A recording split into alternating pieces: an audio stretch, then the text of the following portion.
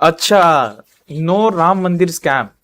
तो एक अब ये इतना भी सुर्खियों में नहीं आया है, बट एक रिपोर्ट है। एक कंपनी ने रिपोर्ट निकाली है, ये है वी शंकर अय्यर एंड को, चार्टर्ड अकाउंटेंट की कंपनी है। इन लोग ने ऑडिट किया है अ, इसका राम मंदिर, अयोध्या में जो राम मंदिर है, वो ट्रस्ट के अकाउंट्स का उन लोगों ने ऑडिट किया।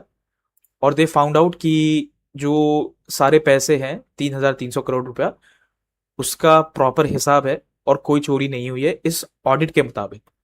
तो मेरा कहना ये है भाई, और सभी का कहना ये है, कि अगर आपने ये क्लेम कर रहे हो तो वो रिपोर्ट बाहर तो दो।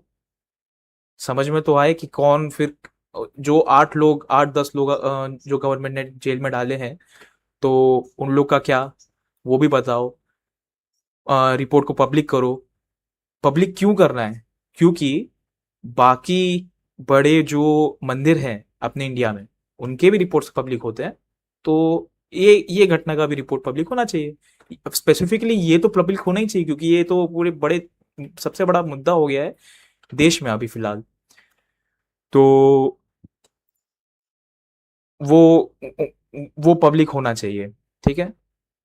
प्लस इसको समराइज भी कर लेंगे, प्लस ये वीडियो भी देख लीजिए। की गवर्नेंस और एडमिनिस्ट्रेशन को अगर हम राम मंदिर ट्रस्ट की गवर्नेंस और एडमिनिस्ट्रेशन को अगर हम देश के बाकी बड़े मंदिरों से कंपेयर करें तो ये साफ नजर आता है कि ट्रस्ट के स्ट्रक्चर, गवर्नेंस और उसकी फंक्शनिंग को लेकर बहुत ही कम जानकारी पब्लिक डोमेन में है।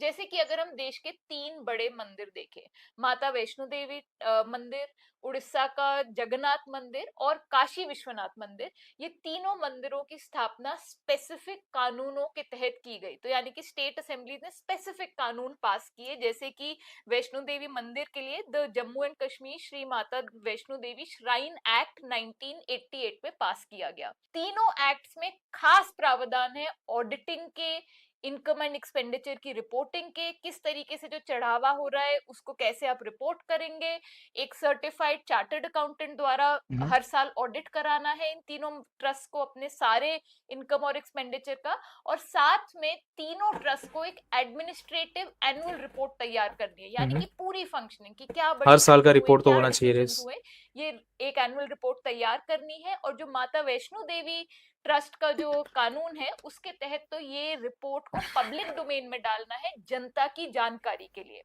बाकी दोनों ट्रस्ट को अपनी एनुअल रिपोर्ट लेजिस्लेटिव असेंबली के सामने पेश करनी है, यानी कि एक पूरा एक लेजिस्लेटिव ओवरसाइट और एक पब्लिक मॉनिटरिंग का एक पूरा तरीका है। हम्म। यदि इन तीनों के हम बोर्ड्स देखें तो तीनों के बोर्ड पे बहुत ही सीनियर आईएएस अधिकारी एक्स ऑफिशियो कैपेसिटी में बिठाए गए हैं।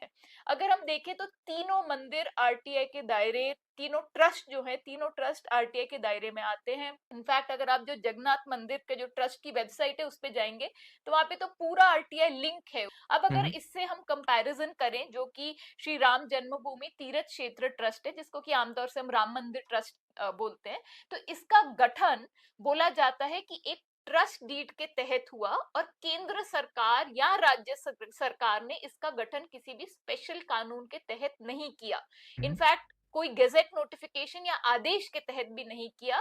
एक स्कीम बनाई गई और उस स्कीम के बाद एक अलग से एक ट्रस्ट डीड रजिस्टर की।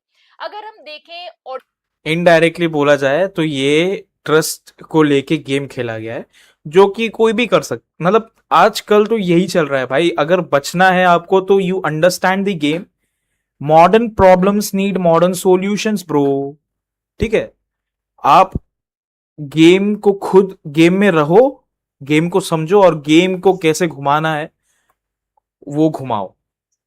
पीएम केयर्स के साथ ये हुआ है, पब्लिक बोल के प्राइवेट कर दिया।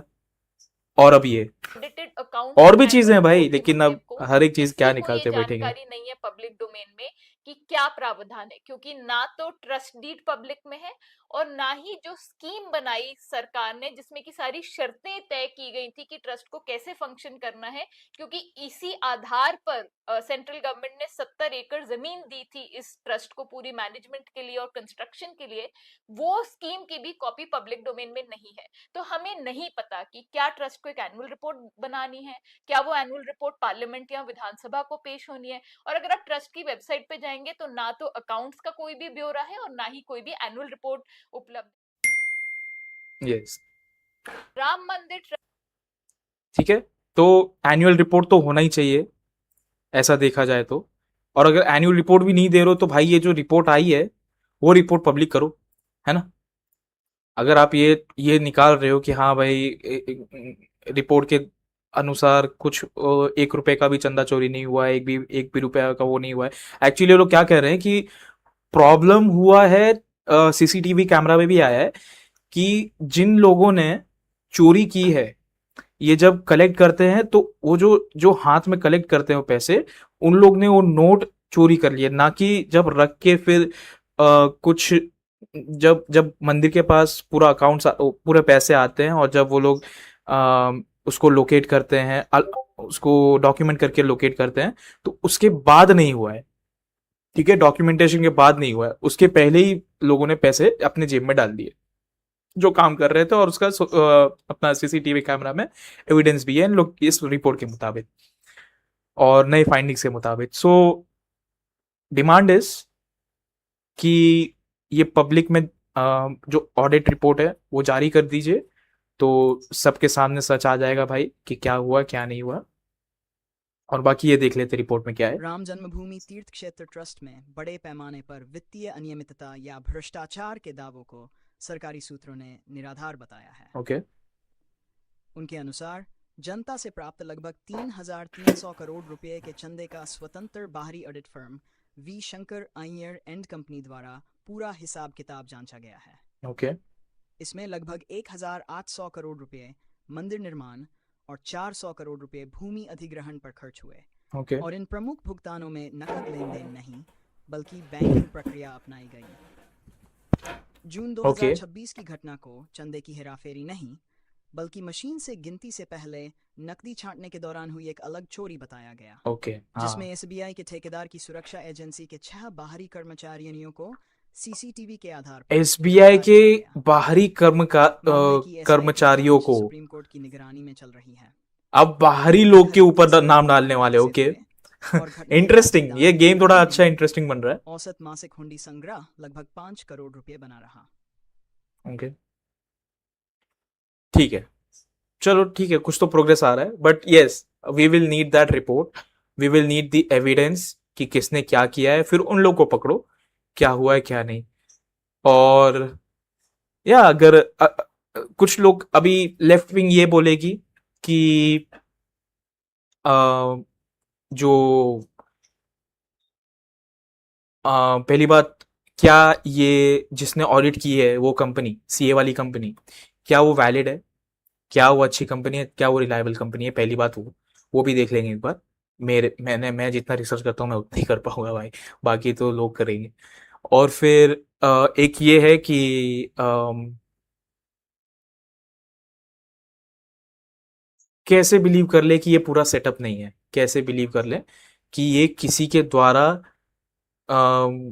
ये जो मैनिपुलेशन किया जा रहा है, क्या ये किसी के द्वारा किया जा रहा है कि नहीं किया जा रहा है। तो वो तो कॉन्स्पिरेसी हो जाएगा भाई कि भाई कह नहीं सकते कि किसने क्या किया है, बट जो दिखेगा वही बिकेगा। आई मीन जिसके खिलाफ सबूत मिलेगा इवेंचुअली वो ही जेल में जाएगा। फिलहाल तो उन लोग के खिलाफ कुछ तो था, तो वो लोग I don't know how they are in jail, क्योंकि अगर उन लोग ने कन्फेस किया है कि हाँ हम लोग ने चोरी की थी तो वो लोग जेल में हैं, तो अलग बात हो गई। और अगर उन लोग के खिलाफ क्या सबूत मिला था कि उन लोग को जेल में डाल दिया आपने, तो वो बताइए। चंदा चोरी डायरेक्टली आप ये नहीं बोल सकते ना कि पैसे आने के टाइम हुए या जब अकाउंट्स हुए तब हुए या डिस्ट्रीब्यूशन के टाइम हुआ, मतलब कब चोरी हुआ वो तो देखना है कि आप किसी को भी रैंडमली उठा के पूरे एग्जीक्यूटिव्स को 8-10 लोग को जो भी थे वो लोग को जेल में डाल दिया आपने बिना इन्वेस्टिगेशन के, बिना कुछ। तो यस, वो भी देख सकते हैं, एक बार वो भी देख लेंगे। तो पहला क्वेश्चन ये है लोगों का कि ये जो कंपनी है क्या ये वैलिड है। तो मैंने इसका वे बैक निकाला कि ये वेबसाइट जो भी बनाई है इन लोगों ने, क्या ये नई वेबसाइट है, क्या ये पुरानी वेबसाइट है, कोई अपडेट्स रहे हैं कुछ 2-3 साल के अंदर वेबसाइट पे, और वेबसाइट पहले कैसी दिखती थी अभी कैसी दिखती है। तो ज़्यादा कुछ इसमें डिफरेंस नहीं आया। टेक्निकली देखा जाए तो वेबसाइट पुरानी है और ये लोग पहले से ही बिजनेस में है, तो आई गेस और प्लस गवर्नमेंट एक कोई कंपनी को अगर एक अपने अंडर असाइन भी करती है, ये कहा जा रहा है कि ये जो कंपनी है ये इंडिपेंडेंटली लोगों ने काम किया है, किसी के दबाव में कुछ नहीं किया है, ओके, किसी के अंडर कुछ नहीं किया है। वो उसके ऊपर क्रेडिबिलिटी कौन कितना भरोसा करता है वो अलग बात है, बट हाँ, तो ये जो कंपनी है ये पहले से ही है, फिर भी वो क्वेश्चन बना रहेगा, वो भी कॉन्स्पिरेसी का ही एक पार्ट होगा कि क्या ये कंपनी सच में फ्री थी या फिर फ्री मतलब किसी के अंडर नहीं थी, किसी के दबाव में नहीं थी, तो that will be a conspiracy too भाई। अब तो धीरे धीरे समझ में आएगा क्या होना है क्या नहीं, बाकी let's see. So, what was the basis of the arrests that were made previously regarding this? I believe about 8 to 10 people were arrested. Yes, your memory is correct. 8 people were arrested on June 25, 26, 2026. And the basis those arrests was much more specific than the later government clarification in the article you shared. What led to the 8 arrests? The UP government's SIT conducted a preliminary investigation into alleged theft. तो UP government के SIT ने पहले किया एक investigation. Based on that, an FIR was registered on the complaint of a member of the Sri Janmabhoomi Trust. All 8 arrested people were involved in counting, sorting and bundling cash and valuables donated at the temple. तो वो लोग counting, sorting और bundling में वो लोग काम करते थे, और वो सब 8 जन यहीं पे इस डिपार्टमेंट में काम करते थे जो ये चीजें संभालती थी, और उन लोग को उन सब 8 लोगों को पकड़ा गया है, अरेस्ट किया गया है, और वो लोग जेल में। तो the investigation reportedly found CCTV evidence showing several people allegedly taking donation money. तो सीसीटीवी कैमरा उधर देखो, सीसीटीवी एविडेंस उधर भी है कि हाँ वो लोग भी चोरी कर रहे थे जब उस टाइम पे बताया गया। So one contemporary report said 6 of 8 were temple employees involved in cash counting and were caught on। तो 8 में से 6 लोग कैश काउंटिंग कर रहे थे और वो लोग सीसीटीवी में पकड़े गए चोरी करते हुए। Police also recovered about 80 lakh रुपया फ्रॉम 7 of 8 अरेस्टेड इंडिविजुअल्स। 8 लोग में से 7 लोग के पास 80 लाख रुपया बरामद हुए, which became an important part of the case against them. The SIT's preliminary findings also pointed to serious lapses, including keys, donation boxes, and adherence to standard operating procedures. Yes, this is an important decision. The article should. Yes, yeah. तो ये जो है अभी इन लोगों का कहना है कि सैनिक security services hired through SBI contracted agency, तो उन लोग के जो लोग थे उन लोग ने वहां पे घपला किया है। तो वहां पे भी सीसीटीवी कैमरा के एविडेंस है, तो वो भी सही है और ये भी सही है, मतलब दोनों जगह घपले हुए हैं, मतलब 2 जगह घपले हुए हैं भाई। यहां पे भी एविडेंस है, जो अभी अरेस्ट हुए हैं उन लोग के खिलाफ भी एविडेंस है। ये एनडीटीवी का रिपोर्ट दिखा रहा है, एक बार देख लेते हैं एनडीटीवी का रिपोर्ट क्या है भाई। केस फाइल्ड, हाँ, all 6 were caught embezzling money on CCTV cameras.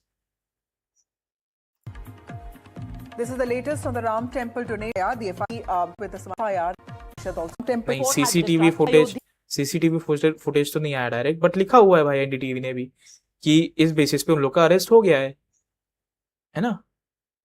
हाँ, अरेस्ट तो हुआ है, यहाँ पे तो लिखा है इंडिया टीवी 25 जून, यस, इंडिया टुडे, सॉरी। तो बाकी अब तो ये समझ में आ रहा है भाई कि जब प्रॉब्लम दो जगह थी, अब तो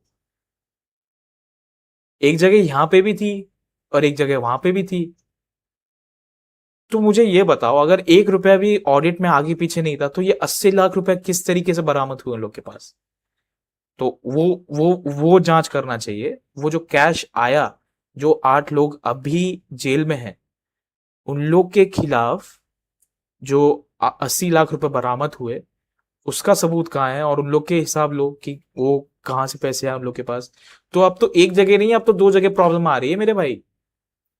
ये जो रिपोर्ट बता रहा है कि एसबीआई के लोग जो आए थे उन लोग ने प्रॉब्लम की है, प्लस जो सीसीटीवी कैमरा है उन लोग से जो अरेस्ट हुए हैं, जो अरेस्ट अभी भी हैं, उन लोग के खिलाफ भी है एविडेंस, तो वो भी है। तो दो जगह प्रॉब्लम आ गई अब तो। अब तो दो जगह प्रॉब्लम है भाई।